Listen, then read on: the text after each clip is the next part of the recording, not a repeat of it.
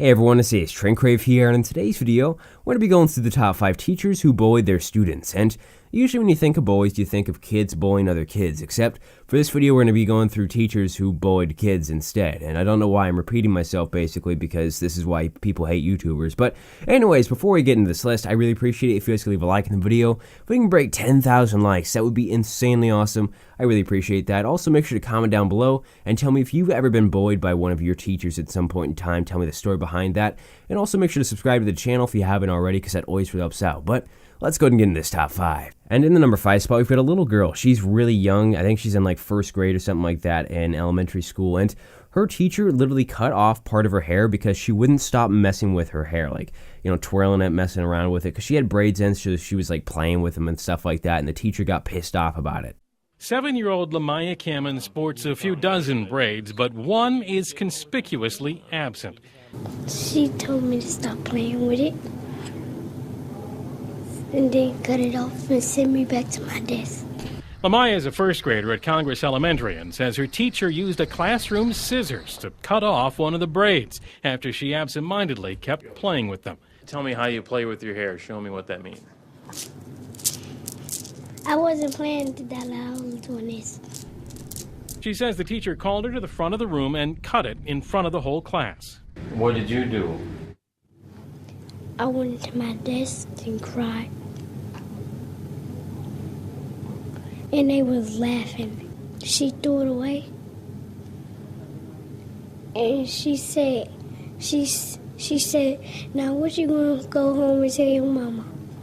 And then I said, you cut off my hair. Lamaya's mom was and is furious. She went to the school and confronted the teacher. I said, well, you know, you cut a lot of her hair off. And then she was like, well, I do apologize. She said, but I was frustrated. The MPS district says they're going through the disciplinary process with the teacher, who remains in class, though Lamaya has been moved to a different classroom by the principal. Moving on to number 4, we've got a 5-year-old boy, and this one is a bit more controversial than some of the other ones because there's a couple different viewpoints on it. But this kid, he's kind of a misbehaving type kid. He messes around a lot, talks a lot, nonstop, that kind of stuff. And he goes to school every day. His teachers, after like halfway through the year, have just gotten to the point where they are just so fucking sick of him. And they talk shit to him a lot, you know, publicly call him out a ton in front of the class. And it kind of goes over the top a little bit, more than what was necessary, I'd say. The thing is parents, they kind of need to understand that their child isn't exactly quite as much of an angel as they think. 5-year-old Gabriel Ross doesn't appear to be a model kindergarten student. She wrote all of them.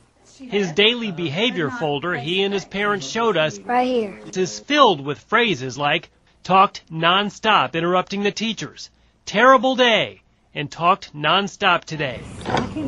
But Gabriel's mother and stepdad say the teacher's response wasn't discipline. It was downright cruelty. Listen. 10 people in this building you have tormented and tortured for 149 days. I'm done. Ignorant, selfish, self-absorbed, the whole thing. I'm done. Then Ms. Woodward addressed her class. He has made every wrong choice possible, and he has had more help to make right choices. He has chosen not to. So you guys think, is that somebody you want to be with? See, your friends don't even want to be with you now. Gabriel's mother can't believe a teacher said these things to her son.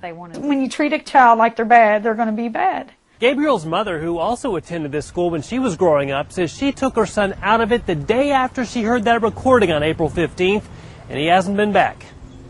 That a 5-year-old kid would have to go through something like he did. That's not right. Even if it was a 16-year-old kid, I would still be this upset. Heading on over to number 3, this one's actually pretty bad, and it involves a couple special needs students and also their teachers. And these are like special needs teachers, so they're specifically, you know, hired to teach these kids that are special needs. And they are just god-awful, terrible people. Like, they'll just go ahead and talk shit to these special needs students for absolutely no reason. And when they're talking shit, I mean like they are talking some heavy shit. It's not just some playful banter type stuff where you tell your friend Jim that he's a piece of shit and he laughs it off, but secretly he's hurt inside, okay? It's more like making fun of 12-year-old special needs kids for being on welfare and being fat and stuff like that. Some really bad shit. 12-year-old Austin Cooper rides with a smile, but the mood of the special needs student changes when he talks about class. It made me mad and sad.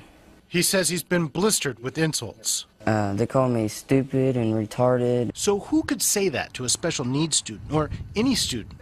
Austin says it was this woman, former Miami Trace Middle School teacher's aide Kelly Chaffins. Chaffins and the teacher she worked with, Christy Wilt, have been caught on tape criticizing another student in the same class. That girl was wearing a hidden recording device. Listen to the teacher's aide. You're not embarrassed that we pay for your welfare. You should be. You should be embarrassed. I just am not. That makes you worthless. I'm embarrassed for you. She also remarked about the girl's intelligence. How come you told me you didn't know? Because I didn't know. Oh my gosh, are you kidding me? Don't you want to do something to get rid of that belly? Well, evidently you don't, because you don't do anything at home. You sit at home and watch TV. We don't. I walk. She made me walk on a treadmill, and she said I liked it, but I didn't. I really didn't like it on there.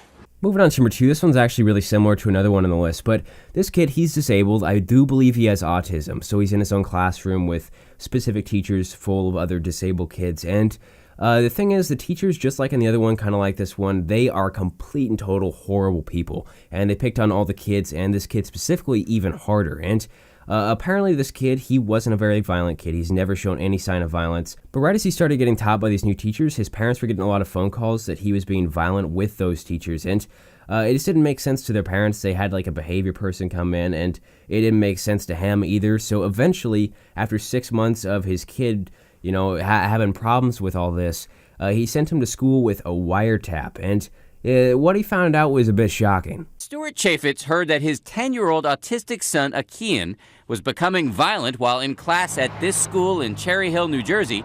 He says he couldn't believe it. I didn't understand it because he is such a gentle person, and it was only happening in school. He says he couldn't get answers from the school, so he put this recording device in his son's pocket and let it roll in class for 6 hours. And here is what he heard. The teachers berating Akian for talking to himself. And when Akian cries, go ahead and scream, because guess what? You didn't get nothing. And your mouth is shut. Shut your mouth. And then after more crying, this comment. When I heard what they had done to him, my life just shattered. And finally, the number 1 spot, this one is definitely one of the worst, because this 13-year-old boy, not only was he bullied by his teacher, like physically bullied and abused and stuff like that, and it was all caught on video, but he was bullied by a bunch of other students that the teacher told to gang up on him. So the teacher told all these other kids to gang up and just start fucking messing with this kid, and they did it as well. And it got to the point, this time was the bad time, the one that was caught on video, that he had to leave the school and switch schools and all that kind of stuff because it was so bad after it, and he had to see therapists. The thing that really pissed me off, though, about this entire situation is the teacher didn't even get fired for this. I don't understand how that's possible. This is cell phone video shot by students during a class at Kopachuk Middle School last February. We got a copy from an attorney but agreed not to show the kids' faces.